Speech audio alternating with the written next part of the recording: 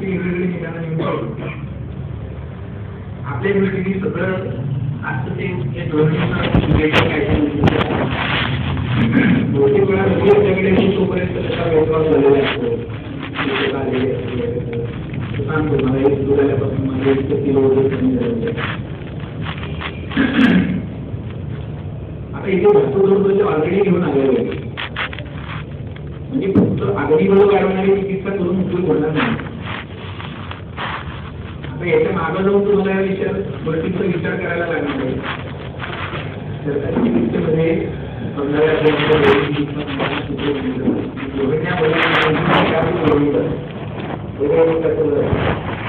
ज्या वेळेला दोन्ही आयोगाचं बळ कमी त्यावेळेला अग्निवर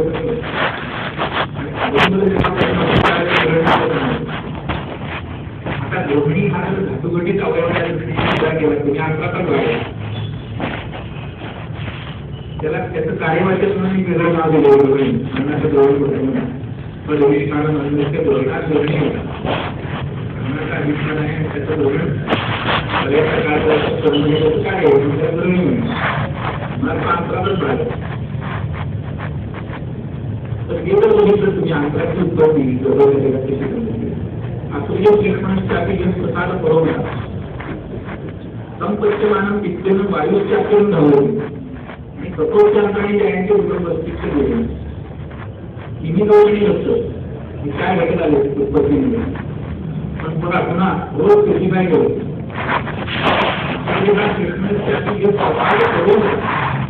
त्यांचा पेटचा प्रकार होतो भाग.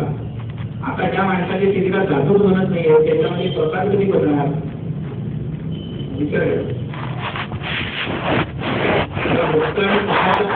भागापासून आणि त्याचं पचन पित्ताकडून होत असताना वायूचं त्यातून झाल्यामुळे तो अंतराचा जो काही आता नळीसारखा भाग तयार होतो म्हणून म्हणतो की वचन लक्षात घ्यायचा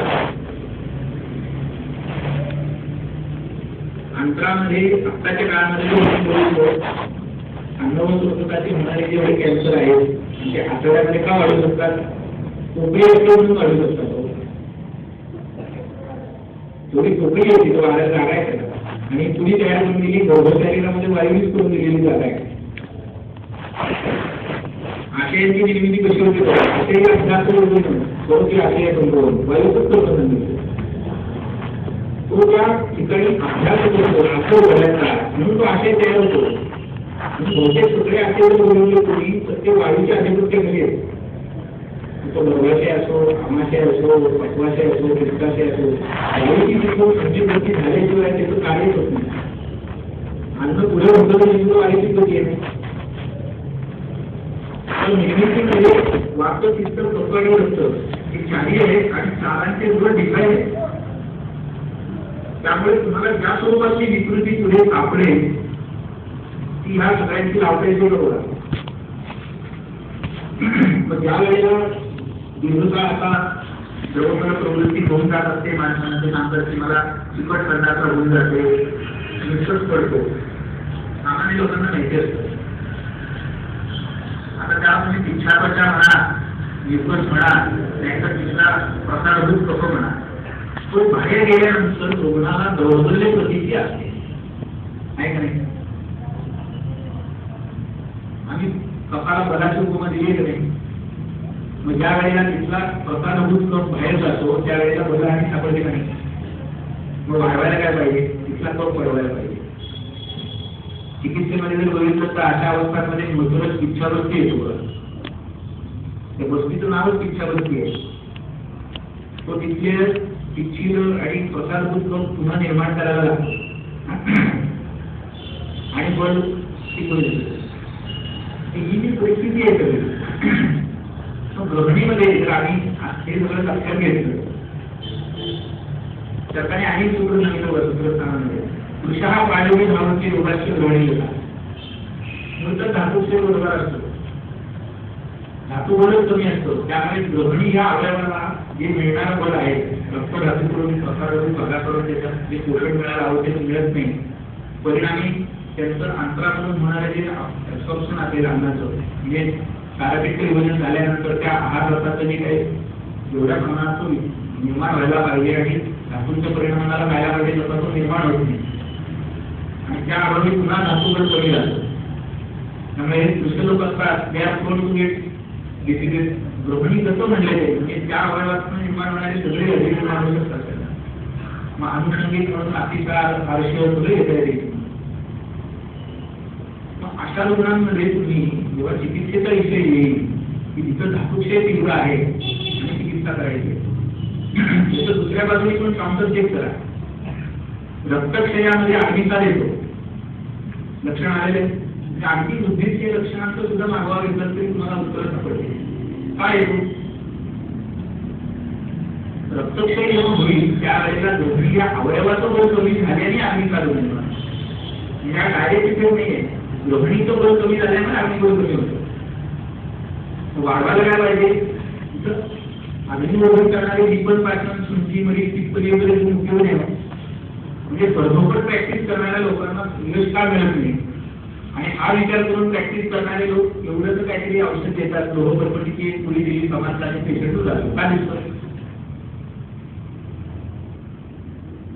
म्हणजे आमच्याकडे स्टेनबन असेल 1-56 आणि 1-47 तरी सुद्धा बसलेले पोलीस इन्स्पेक्टर वगैरे असतात ते एका वेळी काम करतात आणि ती गोळी इतर मध्ये बसते बरोबर किंवा डोक्यात बसते डोक्यात बसते मी लागणार 17 वेळा म्हणायला लागते त्यांना. हे नेमके पण त्याच्यातून येतं शार्प शूटिंग मधून येतं. शार्प शूटिंग सुधारलं पाहिजे त्याच्यासाठी हा विचार आहे की तिथे रक्तदाबाची निर्मिती मीठ होती ती निर्मिती मीठ केली की गृहिणी अवयवाला बल मिळायला लागेल आणि तिथे रुटीन मधली दीपक पाचन औषधं अग्निवर्धन करणारी उष्ण तीक्ष्ण वापरण्याची गरज नाही. उलटा परिणाम होऊ शकतो. पोटा दाट पडली मला औषध समजा लागलं म्हणून तेवढं पेशंट परत येऊ शकतं निश्चित आहे. अशा अवस्थेमध्ये तिथे रक्तधातूचा क्षय कारण आहे सगळ्या अवस्थेला. तिथे परपटी कल्पना वापरताना तो लोहपरपटी वापरली तिथे बाकीच्या पंचामृत परपटी स्वर्ण परपटीचा विचार करू नका.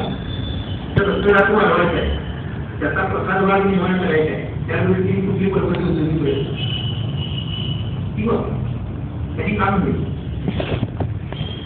अवयव शरीरात धर्मामध्ये निर्माण झालेलं जे शरीर असेल त्यांचा विचार जर करायला लागला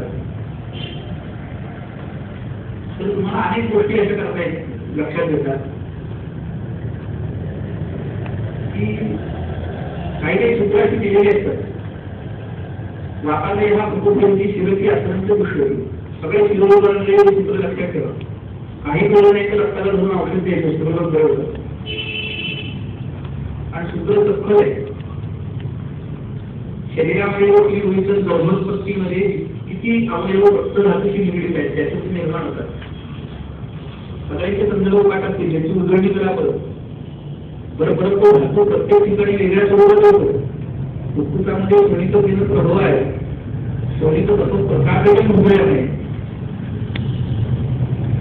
काही काही गोष्टी वेगळ्यावेगळ्याच वाटतात म्हणजे शुक्रवार तो मुंबईस्थान पण भूषण सांगतात पण त्या भूषणाच्या उत्पत्तीमध्ये शुक्राचा संबंधच नाहीये. मांसाचं सफुलेलं प्रसादात भूषण म्हणजे शुक्रधातूचा आधार आहे पण त्याच्या निर्मितीमध्ये शुक्रधातू नाहीये. मग त्या भूषणाबद्दल विकृती कशा येतात बघा. भूषण शोध त्या भूषणाबद्दल जलसंचिती म्हणणं तिथं कुठलीही अशी तयार होत नाही. शोधक प्रधान संप्राप्त्या तयार होतात कारण मांस मेघ रक्त हे धातू मिळत नाही. ह्या अवयवांच्या जरी विकृती जरी निर्मिती जरी लक्षात ठेवल्या तुम्ही तरी तुमची चिकित्सा बदलत आहे. आपण काहीतरी वेगळं औषध वापरतो आणि ती चिकित्सा चांगली करून दिली. अशा बऱ्याच गोष्टी आहेत. फरक वाचत असताना ह्या पद्धतीने वाचायला लागतात. प्रत्येक संदर्भ वाचतात. पहिला अध्याय आहे सरकारचा असं वाटतं की आपल्याला कुठं आता अध्यात्माच्या मार्गाला जायचं आत्मा दुष्मा वगैरे काय काय बुजलेली आहे असं नाही. आपण हा चष्मा लावून वाचायला की मला वाटतं प्रॅक्टिस मध्ये खूप उपयोग होऊ शकतो. तर मग तसे शिकायला लागतात.